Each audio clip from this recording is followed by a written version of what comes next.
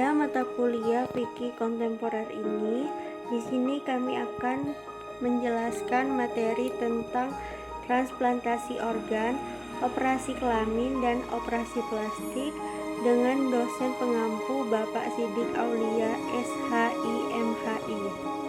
Baiklah, di sini kami akan memperkenalkan nama anggota kelompok.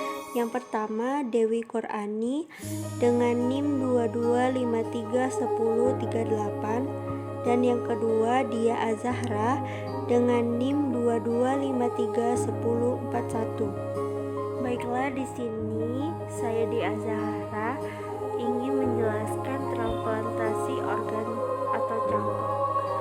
Transplantasi berasal dari bahasa Inggris, yaitu dari kata transplantation yang bermaksud penanaman jaringan yang diambil dari tubuh yang sama atau dari individu yang lain.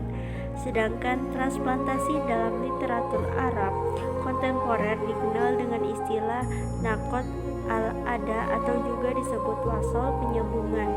Secara rinci, transplantasi dapat dilihat dari istilah kedokteran, sedangkan transplantasi dalam istilah bahasa Indonesia lebih dikenal dengan pencakokan.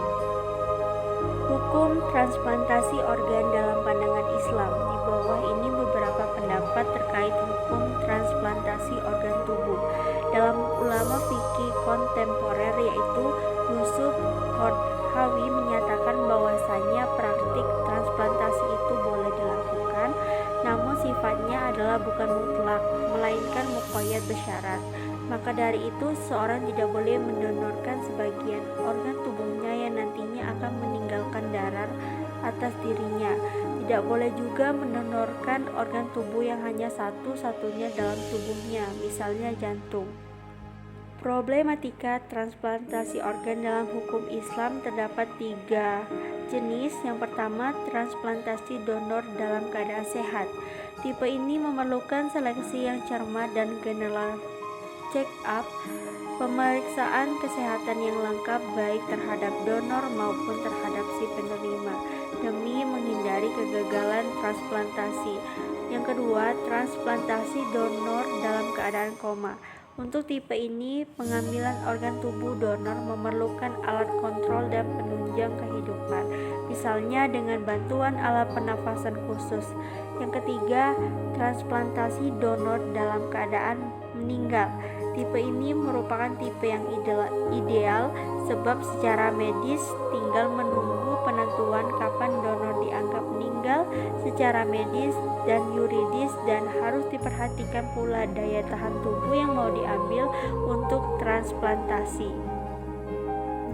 Kemudian masuk ke pembahasan operasi plastik. Nah, operasi plastik berasal dari 2 kata, yaitu operasi yang artinya pembedahan dan plastik yang berasal dari 4 bahasa, yaitu plasein dari bahasa kunonya, plastik dari bahasa Belanda, plastikos dari bahasa Latin, dan plastik dari bahasa Inggris, yang kesemuanya itu berarti berubah bentuk.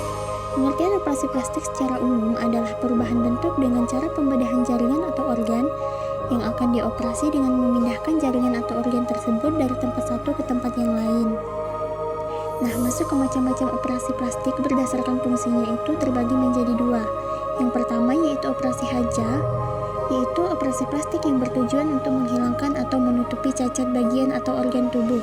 Nah, yang kedua yaitu operasi tahsiniyah, yaitu operasi plastik dengan tujuan untuk memperindah organ tubuh. Nah, berbeda dengan operasi yang pertama, operasi yang kedua ini bukan untuk menutupi cacat, tetapi bertujuan untuk memperindah organ tubuh, misalnya seperti memunculkan hidung, memperindah bibir, dan lain sebagainya. Masuk ke pembahasan operasi kelamin, atau biasa kita kenal dengan transseksual, adalah usaha seorang dokter ahli bedah plastik dan kosmetik untuk mengganti kelamin seorang laki-laki menjadi kelamin perempuan melalui proses operasi. Nah, pandangan mengenai operasi kelamin itu sendiri dalam keputusan Fatwa MUI dalam Musyawarah Nasional 2 tahun 1980 tentang operasi perubahan atau penyempurnaan alat kelamin, melakukan operasi kelamin tidak diperbolehkan dan diharamkan oleh syariat Islam bagi laki-laki maupun perempuan yang lahir dalam kondisi yang normal dan sempurna organ kelaminnya.